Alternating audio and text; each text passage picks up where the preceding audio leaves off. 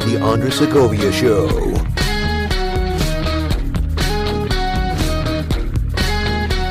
Hey everyone, welcome to the Andres Segovia Show. In this episode, I got to talk about the eviction moratorium at the federal level that was extended and some rent moratoriums that were also extended here at the state level in California.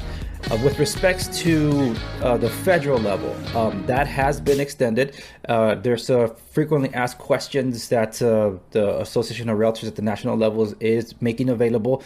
Now, for those of you listening on the podcast or watching, I recommend that you go to my website, www.theandresegovia.com, for the show notes accompanying this episode, and you'll be able to download the frequently asked questions from there, because technically this is something that only us realtors can access. But there you'll be able to get some questions in response to, well, what is the eviction moratorium? Do you need emergency rental assistance? What's available at the federal level? Property management issues. If you're a property housing provider, what recourse do you have if there's a problematic tenant? And what other issues might rise up in case someone that hasn't paid in, say, a year? Do you have any recourse available for you to that if they're purposely withholding rent from the property owner? Well, that's at that level. In the case of the state, they can be stricter than the federal, because the way it works is they're normally when we think federal, state, local when it comes to the order of how things are set. But in this case, when it comes to rules as they're applied, it's the opposite. We got federal, which sets the base of the rules, the state, which is stricter, and even stricter still can be local. So in this case, when it comes to the federal, because it's wide ranging, the show notes, you can check that out. That goes the same for the other resources I will be providing here, because I gotta quickly address two of them, because there's two that in the case of California, there's in terms of assistance that's needed, whether you're a property owner or assistance if you're a tenant. So let me briefly go through those each as to what recourses are available at the moment. So property owners for a state rental assistance program, who qualifies for state rental assistance? That's the question. If you are a landlord who has one or more eligible tenants, you can apply to get reimbursed for 80% of each of the eligible tenants' unpaid rent between April 1st, 2020 and March 31st, 2021.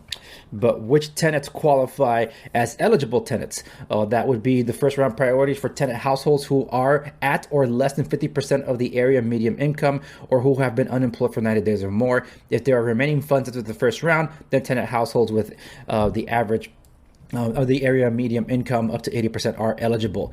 If a landlord applies, are there any strings attached as a condition of receiving money?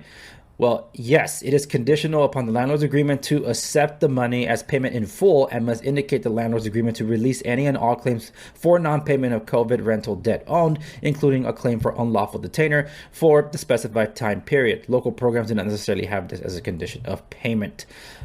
Will I need the tenant to cooperate in the application process? Yes, it is a joint effort. Both the landlord and tenant will have to be engaged in the process. Is there a checklist of items that I will need? Yes. There's a checklist available at housingiskey.com. It's called Landlord Checklist, so you'll be able to get it there. Again, all the resources that I'm referencing here will be available in the show notes accompanying this episode at www.theandresegovia.com. When does the application process begin for the state program? For the state program, landlords will be able to submit an application by March 15, 2021. The state website is required to be available 24 hours a day, 7 days a week, with a 99% plan uptime rating. Where do I sign up? So I'll be leaving a link to this. I don't have to specify, but I'm going to be leaving a link to this again in the show notes. Are all cities and counties required to operate through the state program? No.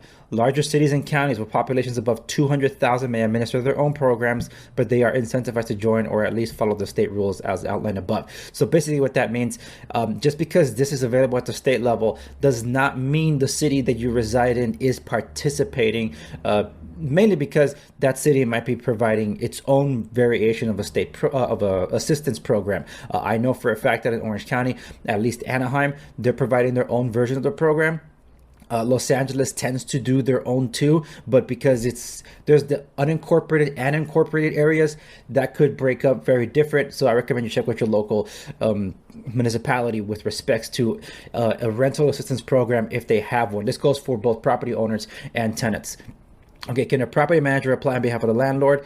Yes, but the landlord must add the property manager to the account as a designee at the state website. My county city has opted out of the state program altogether. When can I apply? Even when the locality has opted out, you can apply to the state for partial payment on March 15. However, the application will not be processed until the two programs are coordinated. So this one's called the COVID-19 Tenant Relief Act.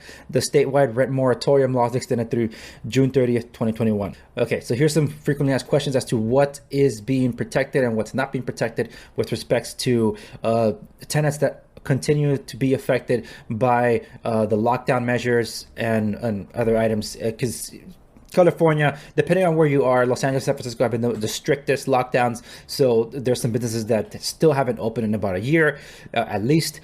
Some will never be reopening. So there are people that are hurting. So if a tenant has not paid the rent since March 2020, can a landlord evict them? Not if the tenant completes the COVID-19 related declaration of financial distress form and returns it to the landlord. When a tenant has not paid rent for any period between March 1st, 2020 and June 30, 2021, the COVID-19 Tenant Relief Act will allow most residential tenants to remain in the rental property through June of 2021 as long as the tenant makes a declaration under penalty of perjury that they are unable to pay the rent or meet other financial obligations because of circumstances related to the pandemic.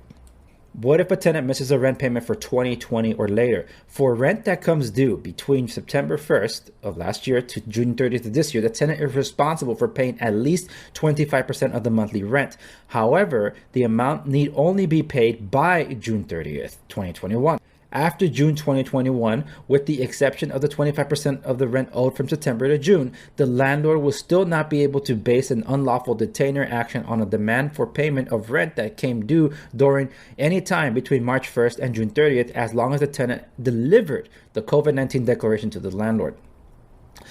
Can a landlord still serve a 3-day notice to pay rent or quit? Not for rent that came due between March 1st, 2020 and June 30th, 2021.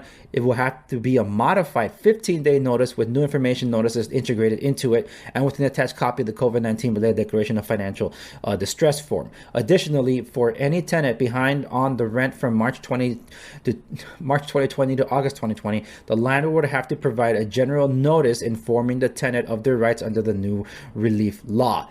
This notice is to be delivered by September 30th, 2020. But if a 15-day notice is served, the notice must be given at the same time or earlier. Are there any new forms that must be given as a result of the tenant relief extension? Yes, an updated NTRA needs to be delivered by February 28, 2021 to any tenant who has not paid COVID rental debt as of February 1st, 2021, even if the landlord is not intending, or at least at this time, to file an unlawful detainer action. Okay, we're almost through with these questions, and again, all this is going to be posted to the website show notes www.dangeroustogovia.com. Are single-family properties, condos, and new construction within the last 15 years still exempted from the statewide Just Cause Eviction Law, AB 1482? No.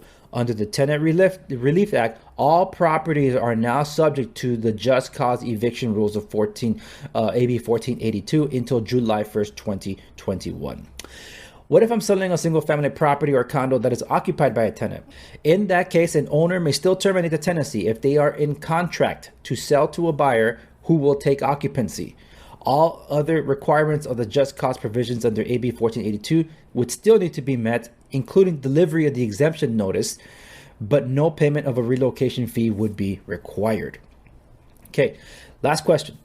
How does an owner collect the unpaid rent from the period between March 1st, 2020 and June 30th, 2021?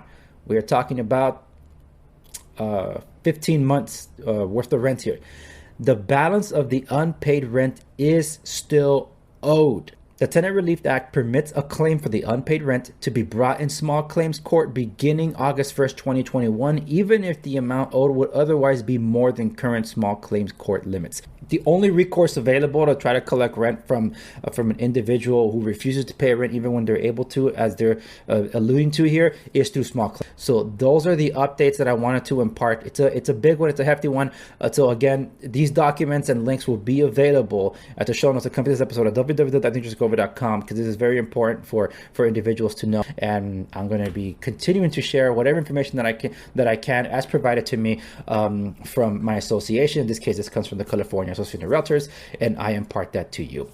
Okay, that's it for this one. Thank you so much for tuning in to the Andres Segovia Show. Remember to like, share, and subscribe wherever you might be listening or watching, so you can stay in the know, particularly in this time if you find yourself to be a tenant or property owner or a seller that has a situation where they have someone living in it, and how do you deal with that.